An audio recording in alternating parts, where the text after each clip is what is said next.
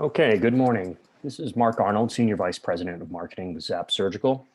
Welcome and thanks for joining us today for our fourth webinar of the Winter SRS webinar series. Held every Thursday between now and May 6th, this new series does include 11 talks over 11 weeks. So if you haven't already, I encourage everyone to visit the srswebinars.com website to review not only the upcoming presentations, but also register to view recordings of prior webinars as well. And one item of business before we get started, if you'd like to submit typewritten questions at any time during today's talk, you can do so by using the Q&A button found in the Zoom console. Time permitting, your questions will be addressed at the end of today's presentation. So without further delay, I'd like to introduce today's speaker or moderator, Dr. John Adler. Dr. Adler is the CEO and co-founder of Zap Surgical, inventor of the CyberKnife system, and Professor Emeritus of Neurosurgery and Radiation Oncology at Stanford University. Dr. Adler. I think you're on mute, John. Thank you, Mark, and thank everyone for joining us today. COVID has been an interesting experience, and one of the silver linings has been this webinar series, and I think we've been very fortunate and blessed to have some wonderful speakers really discuss cutting edge radiosurgery. And so it is today. We have Jim McInerny. Jim, who just reminded me, and I met almost 3 decades ago when he was a resident training at Dartmouth, and I was fortunate enough to be a visiting professor there. And he got bitten by the radiosurgery bug, eventually went to the University of Pittsburgh, and now has, for the last couple of decades, has been a professor at Penn State. But Jim has a fascinating interest in the use of radiosurgery to potentially treat aneurysms. I have to say, the treatment of cerebral aneurysms with radiosurgery has been sort of a holy grail in all of the field. I've heard about it for decades, going back to my own time at the Karolinska Institute. And I've followed with interest some of his work. I've never actually heard a lecture like this, and so I'm excited to learn with the rest of you what he's doing in his animal models. And let me emphasize, working with animals in radiosurgery is not easy, as I'm sure Jim will tell us. So Jim, take it away. Tell us about how and why radiosurgery might someday be useful for treating cerebral aneurysms. Sure. Thank you very much. Thanks for the introduction. And yes, animals do present some challenges. Can everybody hear me okay? Perfectly. Okay, great. So yeah, I'm at Penn State and Hershey Medical Center. I run what they call in Pittsburgh affectionately the chocolate knife. But when we first got that up and running, we discussed with the folks at Electa possibly doing some work in animals on radiosurgery and aneurysms.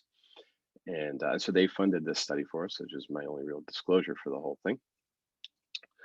Just to outline what I'm going to try and talk about, we'll go a little bit over the history of radiosurgery for intracranial vascular lesions, and a little bit about the natural history of aneurysms, which is really important in this topic, and then go over the data from our study. We also, since this initial experience, done a confirmatory study, which we're still in the process of analyzing, but I can tell you some about that, which we'll try and do at the end, and then go over questions. And I also have some information about our rationale for treating intracranial aneurysms and our progress towards ultimately, ideally, getting this to a clinical trial. If we have time, maybe we can talk about a little bit of that too. So just to talk about the history of radiosurgery for intracranial vascular lesions, it's been commonly done, obviously, for arteriovenous malformations and also things like cavernous malformations and dural AV fistulas. But typically, we haven't done it for aneurysms. But what's interesting is that if you look at this table from a paper by Lars Lexell in the early 1980s, it actually showed that one of the early applications for radiosurgery was, in fact, aneurysms. The biggest application at that point was probably AVM. So that was largely a vascular thing. I found it interesting also that there was many aneurysms treated as Parkinson patients treated at this point. So it was something that was on the radar, but never really got to fruition. And I think that is primarily, obviously, because of the dangerous natural history of intracranial aneurysms and their risk of rupture, and we'll talk a little bit more about that. So the prevalence of unruptured aneurysms estimated to affect about 2 to 6% of the worldwide population, meaning up to about 1 in 15 people, with somewhere in the order of 15 million subarachnoid hemorrhages throughout the globe each year. Our current treatments, typically microsurgical clipping, which involves obviously a craniotomy, and endovascular coil embolization.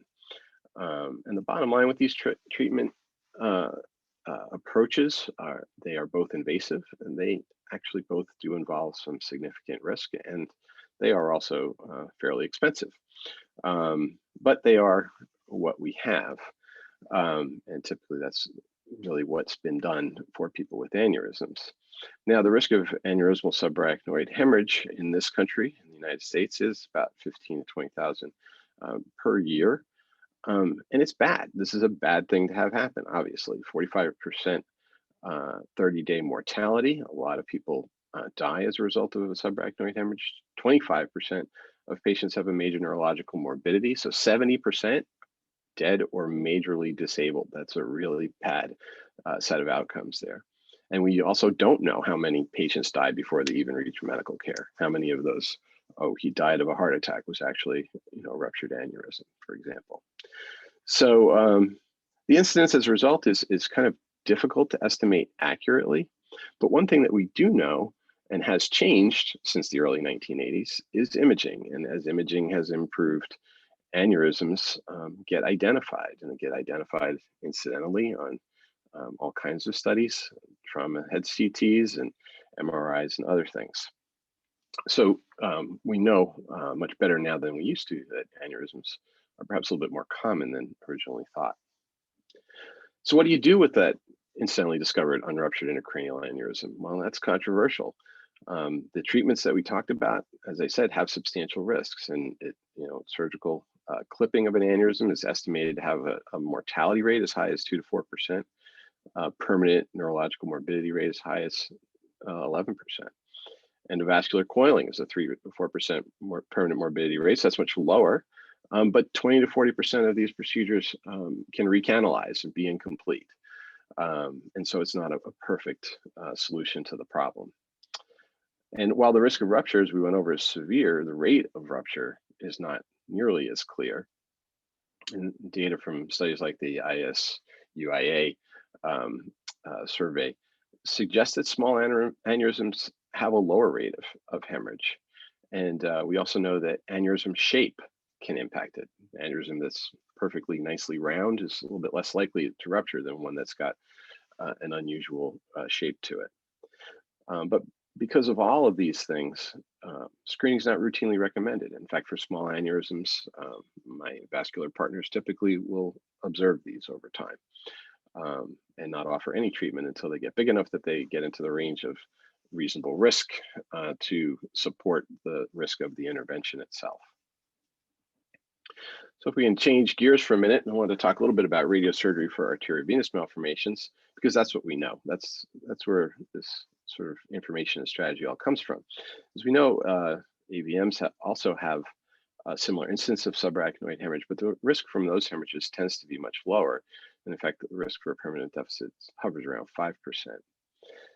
We know gamma knife radiation tends to lead to endothelial fibrosis, and then ultimately thrombosis of the AVM and obliteration. And that typically is thought to take about 2 to 3 years, so about a 2 to 3 year latent interval from treatment to obliteration. We also know from some of these studies that aneurysms associated with AVMs have been observed to completely resolve after the AVM obliterates, which is interesting because typically we don't think of aneurysms as something that's going to go away on its own, but that has been shown. And that may have something to do with where they are in the radiation plan. So I said we know a lot, and we do because we actually have a nice study of the pathology of treated AVMs. It was published in 1997 in the Journal of Neurosurgery, and was able to really kind of chronicle the changes that take place in the abnormal vessels, starting with inflammatory change and then endothelial proliferation, a fragmentation of the elastic lamina of the vessels, then a loss of cellularity, and then intimal hypertrophy. So as the walls start to grow, you get growth of smooth muscle in the wall, you get growth of fibroblasts in the wall, and then an expansion also of the extracellular matrix with hyaline and calcium deposits and collagen deposits. And all of this narrows these abnormal vessels, slows the blood flow in them, and leads ultimately to a partial or complete thrombosis. And that's how we believe that ultimately an AVM is obliterated by radiation. And that obviously takes time, and therefore the sort of latent interval of a few years after radiosurgery. So then our question was, could we use radiosurgery as an effective aneurysm treatment strategy? And our hypothesis basically that radiosurgery should reduce aneurysm volume and rupture risk. Why? Well, we know that there's turbulent flow in the aneurysm, and that turbulent flow leads to chronic inflammatory changes, the kind of things we were looking at in the AVMs, intimal thickening and medial fibrosis. And we expect that radiation will potentiate this process. Ideally, with that wall thickening, we would get a protection from rupture, and ideally, ultimately, obliteration, similarly, or similar to what we see in AVMs. Any evidence for this? Well, there are some case reports out there. This is one that I kind of plucked because it's a unique case. It is reported from China, but this is a patient who came in with a very unusual subarachnoid hemorrhage and was demonstrated to have this very deep aneurysm. And as a result, because of its difficult surgical location, they elected to try treating this with radiosurgery. And in fact, it worked, and the aneurysm went away. And I've seen other case reports and had many anecdotal reports given to me once I started talking about this stuff of people who treated pituitary tumors and found ACOM aneurysms in the neighborhood to go away, especially small ones. So things like that have been seen and reported, but nobody's really done it on a large scale. We felt like radiosurgery could be an alternative method of treating aneurysms. This would be tremendous in terms of it being minimally invasive if it worked. We felt that it would be low risk compared to the procedural alternatives of microsurgical clipping and endovascular coiling. We expected it could be substantially less expensive than conventional surgery, and it could all make potentially the idea of screening worthwhile as well. But obviously, it would need to be effective, and everybody is concerned. Back, even going back to the 1980s, of this sort of mindset we've had that aneurysm is a ticking time bomb and needs to be studied sooner. So we need to know, what happens if we treat an aneurysm with radiosurgery. And so we designed this study, which was complicated and took us several years to do, but started with figuring out how to create artificial aneurysms in rabbits. And then we wanted to observe the animals to make sure the aneurysms were stable. I want to make sure that what we were treating was something that was real and not going to go away by itself or rupture on its own or something else. We treated the aneurysms radiosurgically in our Gamma knife, and then we observed them for the remainder of their lifetime for evidence of aneurysm regression. And we harvested pathological specimens at different time points to identify the changes after radiosurgery. So we started out with a little class of 9 New Zealand white rabbits. And our idea here again was aneurysm surgery, an observation period that ended up being about 4 years, a little bit longer actually than perhaps we would have liked because we had to solve some problems in the interim, but we got them solved and got them to the Gamma knife eventually, where we treated them with a radiation dose of 25 gray, the 50% isodose line. And then we observed them, and we got frequent MRI scans to observe the animals. And more specifically the aneurysms. So this is a schematic of the surgical procedure. So we're basically going to the right common carotid artery on the animal, and this is a combined open and endovascular procedure where we put a catheter up to inject elastase and then tie the common carotid artery off. Rabbits actually tolerate this; it doesn't give them a stroke or anything. And it's actually a fairly well-known model. The elastase kind of incubates for 20 minutes. You raise their blood pressure a little bit, and over the course of a few days to months, you start developing an aneurysm. It's actually a very commonly used model for testing endovascular devices. with this combination of open and endovascular techniques. It's been effective for preclinical studies on the endovascular treatment of aneurysms, so we felt like this is a pretty good and reliable way of going after it. And this is just an example of what an aneurysm looks like on angiography of the animal. So this is our gamma knife protocol. One of the problems that we had to solve is right here. How do we get them to be immobilized and use the stereotactic frame? So we actually created and built a restraining box, and then we anesthetized the animals, which was very effective at keeping them immobilized and in position. And then the stereotactic frame was secured to the restraining box itself. And so we put them to sleep, get an MRI, do a gamma knife plan, then bring them over to the gamma knife in there. On the right, you can see it heading in for his radiosurgical treatment. So our gamma knife protocol, we were using both MRI and MRI images. As I said, treating to 25 gray to the 50% isodose line. And generally, this required either 1 or 2 4mm collimator isocenters. Even though this is the crud on the rabbit, it's still pretty small, but nice in that it really approximates about the size of the kind of aneurysm that we're looking to treat, probably something that's smaller on the order of, somewhere between 5 and 7 millimeters. On these pictures here, I think you can get a sense of where the aneurysm is in the outline of the gamma knife plan. Here you can see it a little bit nicer on the MRA images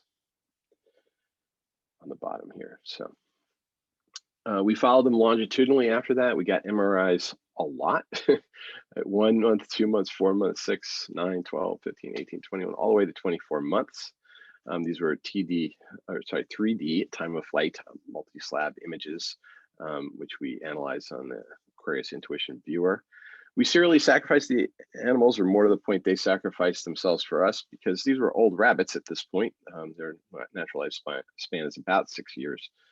So actually, this was a lot to put them through. And conveniently, one died before we just started, and we were able to harvest an aneurysm without any treatment as a sort of control. And then others died at other points along the way, and we sacrificed the remainders at 24 months. We took careful measurements of the aneurysm indices, looking primarily at the wall and the interior blood as a way of sort of measuring, the volume of the aneurysm.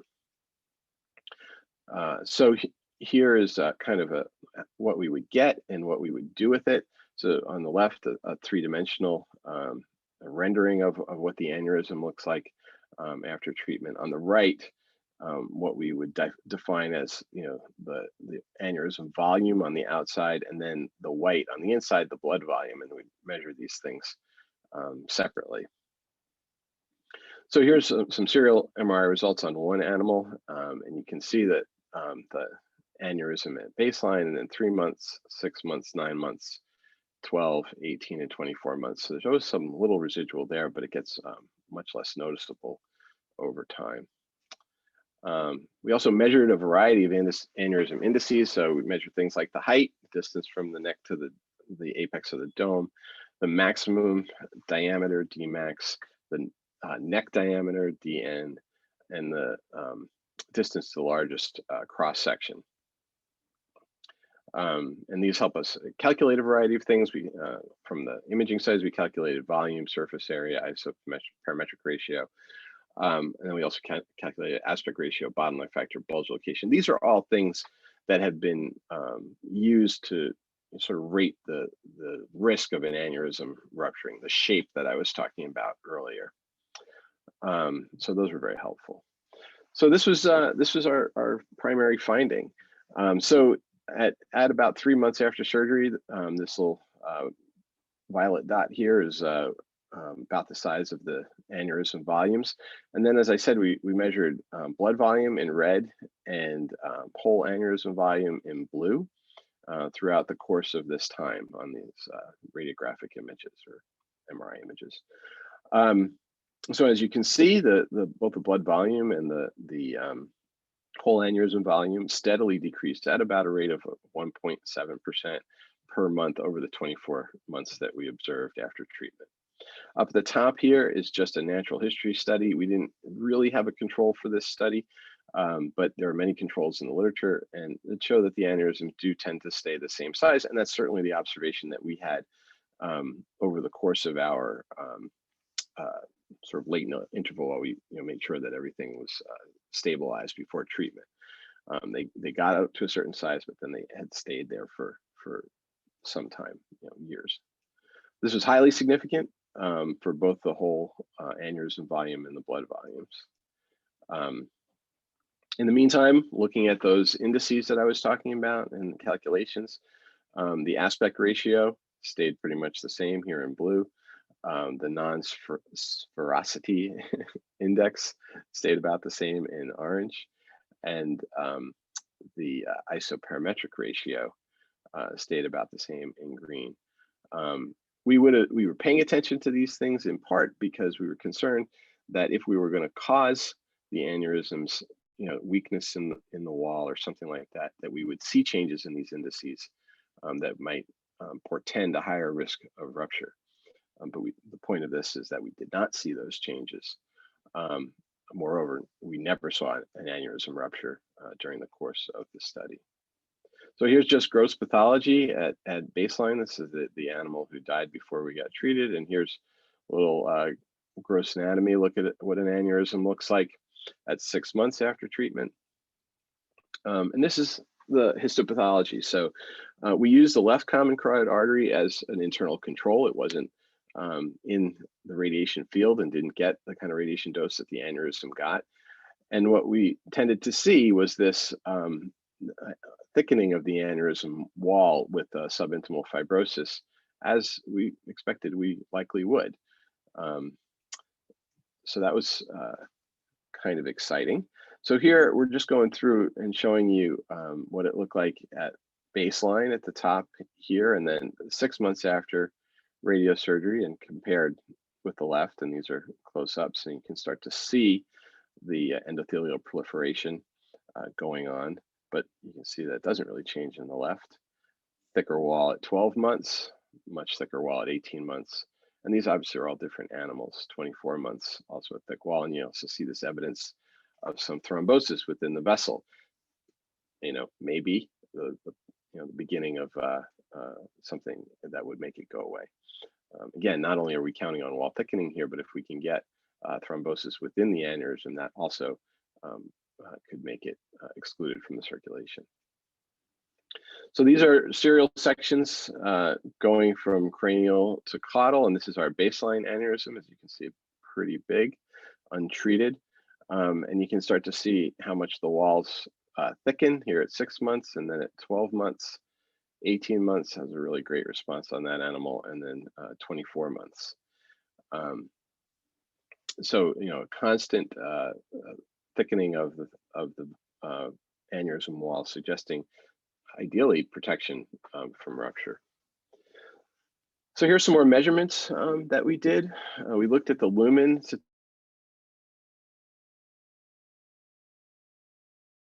is in red, while our right common carotid artery aneurysm is in blue, and you can see that the lumen is sequentially headed downward, while the control tends to stay around the same size. The wall thickness to total area ratio, again, aneurysm in blue, control in red, control stay pretty much the same. Wall is getting thicker as time goes by.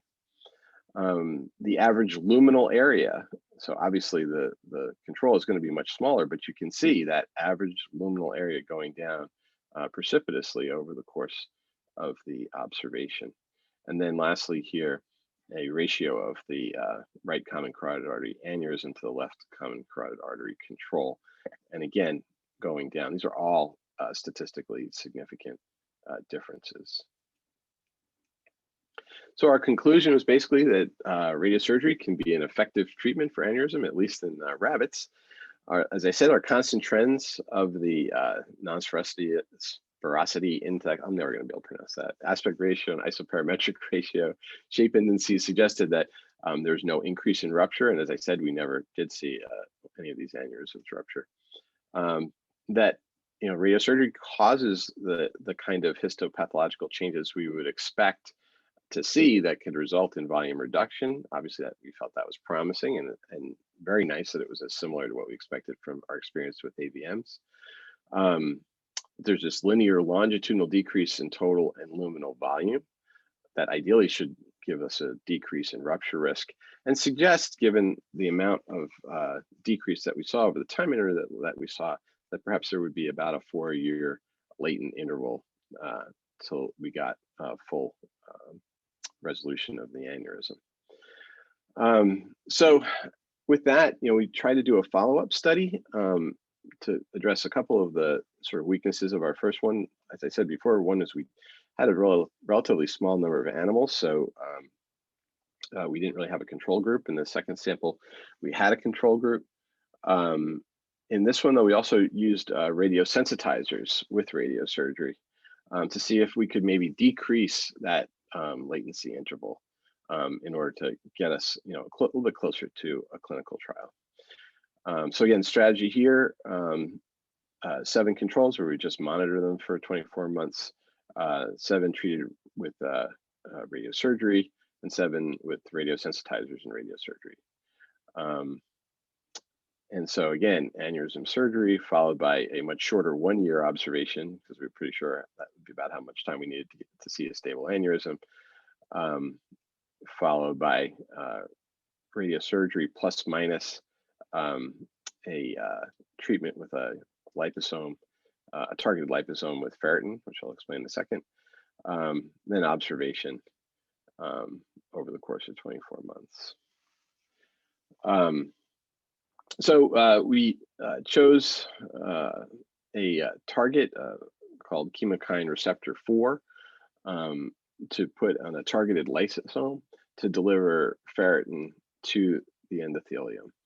And so we tried a variety of different things, but a couple things led us to this. One is this is just a stain for the CXCR4, which shows not only do you see it in healthy vessel walls, but you see it primarily showing up in the aneurysm walls.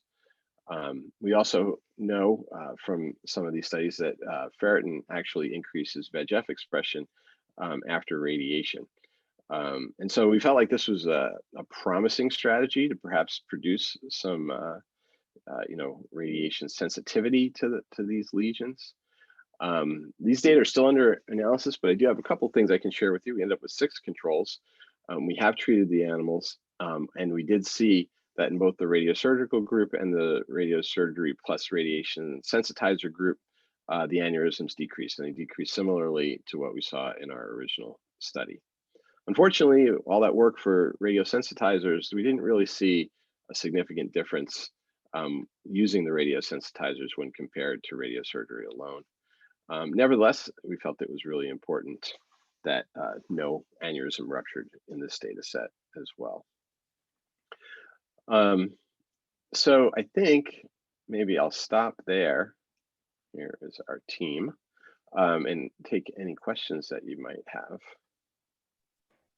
Hey, Jim, I think your work is brilliant. And having started my career in radiosurgery at the Karolinska treating rabbits, I know how frustrating the work is because it's painstakingly slow. And like I tried to get meaningful experiments done in only 9 months of fellowship. I was there for a year, but got 9 months to treat some animals and see the follow-up. And I found utterly nothing, having treated almost a dozen and a half rabbits. So it's frustrating.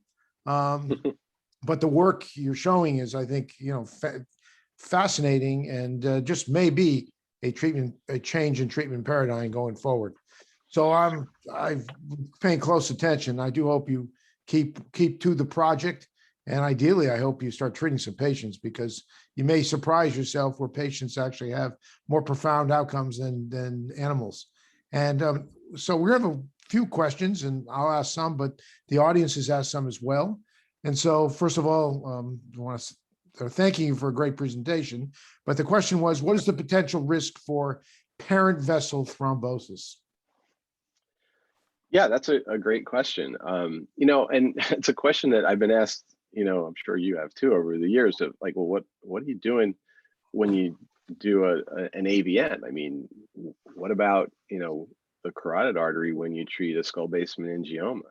And, I think our hypothesis, if it's kind of embedded in here a little bit, but it's that these are abnormal vessels. There's inflammation already going on. And I have come to believe, without a whole ton of experimental evidence to back myself up, that is an important difference, that's what we're potentiating with radiation. And that's why you can treat a skull base meningioma and not, get a carotid occlusion. That the vessel wall is not inflamed, and the flow, for whatever reason, make sure that probably helps decrease the overall, radiation dose too, right? Because those cells, the blood cells are moving away all the time. So anyway, I think it's not that much of a risk, and that's certainly what we saw. I mean, even we're using our left common carotid arteries here as controls. They are definitely not in the treatment field, but they're getting radiation. They're close, and these are really, they look like normal vessels basically. So I think, and we're right there at the rabbit aorta basically as well, which is very close to where the aneurysm was. And they had no trouble, no strokes, no other evidence of any other problem. So I think the parent vessel is safe in all of this. Well, I'll add my own anecdotal animal and human experience is that I try to target the basilar artery in these rabbits, and frustratingly was unable, after big doses and range of big doses of radiation and a lot of time, unable to demonstrate any damage to the rabbit vessel. And certainly, I mean, how in treating thousands and thousands of patients, myself, and treating around the pituitary, treating the common carotid, treating the basilar artery, I can think of maybe one patient that showed a little narrowing of their artery, of the parent artery, over the years to come.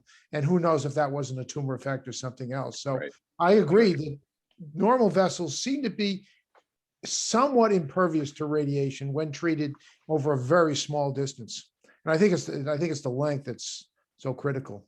So next question, do you think there is enough data to show the increased wall thickness and luminal size decreases you observed translated into a lower rupture rate short, I guess, of full protection for aneurysm rupture?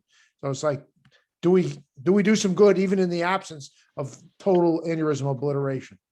Right. And that's one of the things we've struggled with as we've tried to put together, some ideas for a clinical trial, is that, it'd be a lot easier to just show that they went away, right? Because then you have your radiographic finding and you can say this is what is protective. But really, you should be giving protection just by thickening the wall. And that's what made that the one aneurysm I showed with the thrombosis within it so intriguing to us. I mean, here's evidence that it was developing a thrombosis. And so with a thickened wall and slowed flow, is that enough that maybe these things would, maybe we have to get rid of 50% of the wall, but then they'll thrombose and we don't have to worry about them anymore. And unfortunately, that would be harder to show than just having them go away. And it will probably take larger numbers of patients. I suspect that's more likely, sort of the physiology of how this would work. So ultimately, to really show it, we'll probably need a larger clinical study to do it. Yeah, just get working harder, Jim. You just need another question relates to this topic that we were just discussing, but takes the opposite perspective. They mentioned that there are case reports regarding radiation-induced aneurysm formation. Do you think, and I guess this is incredibly rare because I've never seen a radiation-induced aneurysm formation. I don't know if you have, but perhaps you're collecting data on this. So do you know anything about radiation-induced aneurysm formation? And if so, do you think it's a dose-related phenomenon? Sure. I don't really have any information about that. And to be honest, I mean, I think, aneurysms do form. And so I always wonder when you see things like that, because it has to be so rare. I don't know that I've ever seen it in clinical practice, that, it could be true and unrelated. I don't have a sense of whether or not it could be. I mean, certainly, I suppose in theory it could be dose related, but given what we know, and I think I mean, although all this work has taken place over decades, it's fairly consistent. And it seems to be fairly stereotypical how abnormal vessels respond to radiation. So it makes me more skeptical than I was previously that you could have an aneurysm form as a result of radiation. But that's certainly my clinical impression. And I think if that question's from Joe Chen, Joe, I urge you to write it up as a case report and publish it. Curious, I'd like to see it. I'd like to learn more here. Someone asked about, do we need to compensate for aneurysm movement during treatment? I think I know the answer, but I'm going to ask you, the expert. Sure. We didn't really. Certainly, it's a possibility. We were pretty confident that the aneurysms were not moving substantially, especially when you're treating these relatively small targets. I mean, I think we were generous in our treatment planning as long as we weren't hitting, something else, trying to make sure that we got the entire aneurysm within the treatment plan. But I think, sure that they're going to, sort of pulse and throb, but they're not necessarily going to move substantially during treatment. Well, one of our listeners already thinks you solved the problem and think that we're looking forward to a new treatment of aneurysm. So congratulations here, Jim. And my hat tips off to you when that becomes a reality, however. Someone mentioned maybe there's a lot of potential in treating, brainstem aneurysms, and I guess aneurysms off the basilar, which are so treacherous.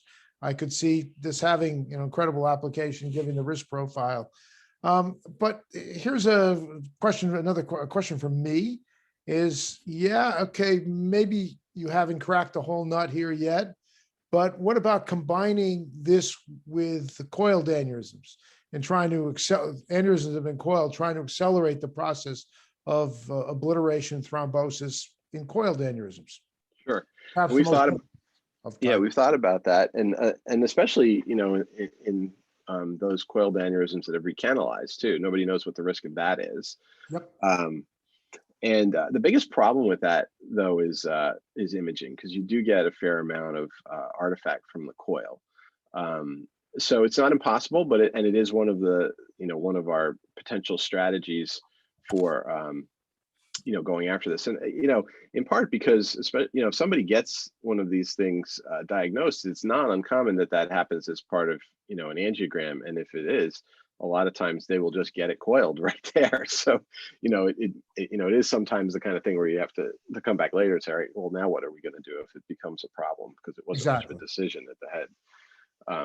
But there are also a huge number of patients at this point who are who have 5-7 millimeter aneurysms who are being observed, and I think right now that's the group that we're looking at as potential candidates for this, in part because our suspicion is they would be very interested in having something done rather than having to worry about having an aneurysm and not doing anything about it. Makes perfect sense. And I mean, given the risk either way, it seems worthwhile that there's equipoise here. And I mean, the radiation has to be almost a zero risk for such a small target, right? Especially in the absence of any known risk of rupture. By the way, to be clear, there was no evidence of rupture in any of the rabbits you treated, correct? Correct. Not, and that this is like about 30 animals. Now it is, of course, it's a constructed aneurysm, so it's not a natural aneurysm in that sense. But it's never been shown, and it's never been shown to be a problem in humans either, because humans with aneurysms have gotten radiation, and their aneurysms, for example, embedded within the nidus of an AVM, and that those have been treated, and there's no data out there to show an increased rupture risk after radiation for an aneurysm. Now, aneurysms have variable wall thickness, in the real world. Sure. How does that variable structure which itself has a variable rupture rate, correlate with the more reproducible aneurysm that you've created in animals?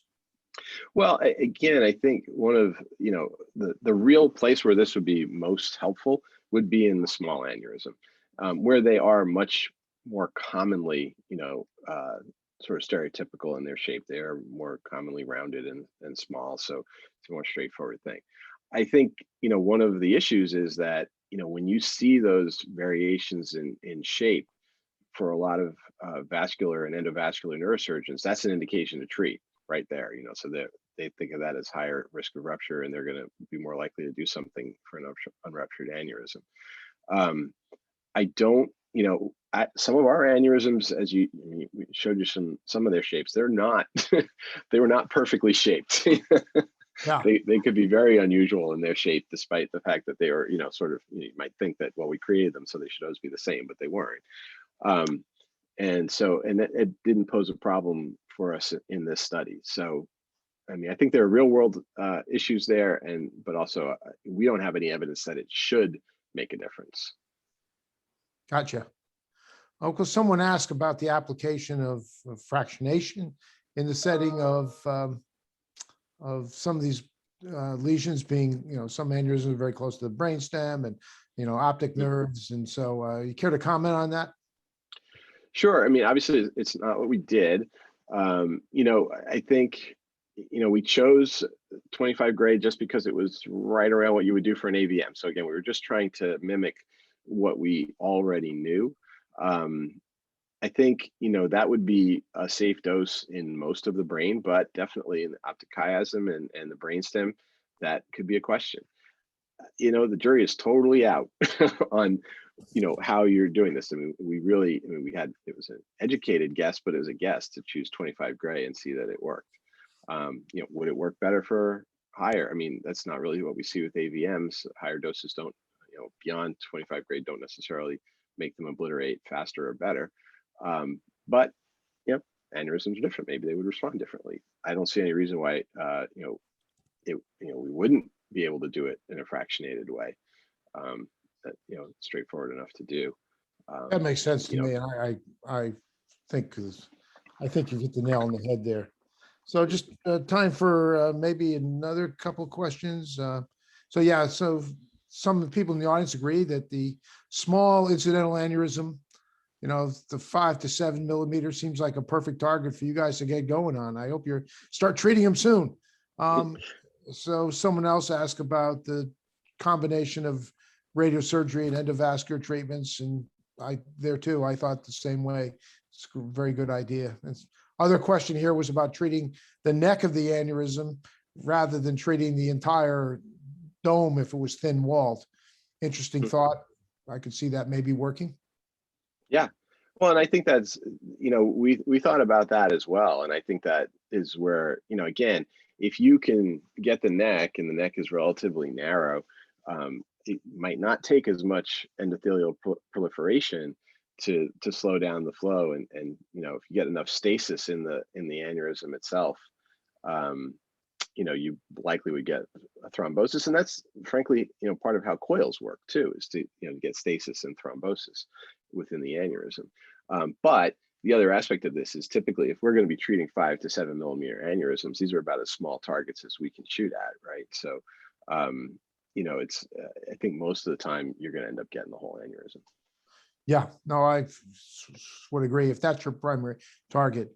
And it may be hard to find many of those that are difficult to coil too. So if there was, if you did coil them, and it's hard to argue that you can benefit from additional biological effect leading to thrombosis because they're already going to have a great response. Right.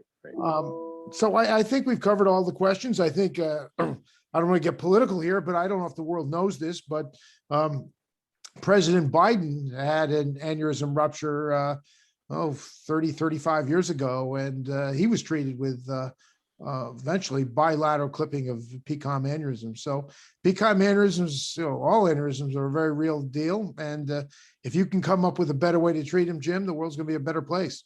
So don't give it up. Keep it up. Oh, we're working on it. Love it. Okay. Okay, everybody. Thank you for joining us this morning, this evening, wherever you are in the world today. Yes. Thank you, Jim. Great presentation, and hopefully someday you're going to come back soon and talk to us about how the results you're achieving in patients, because ultimately that's Love where to. the rubber meets the road. So thank you, everybody. Stay safe.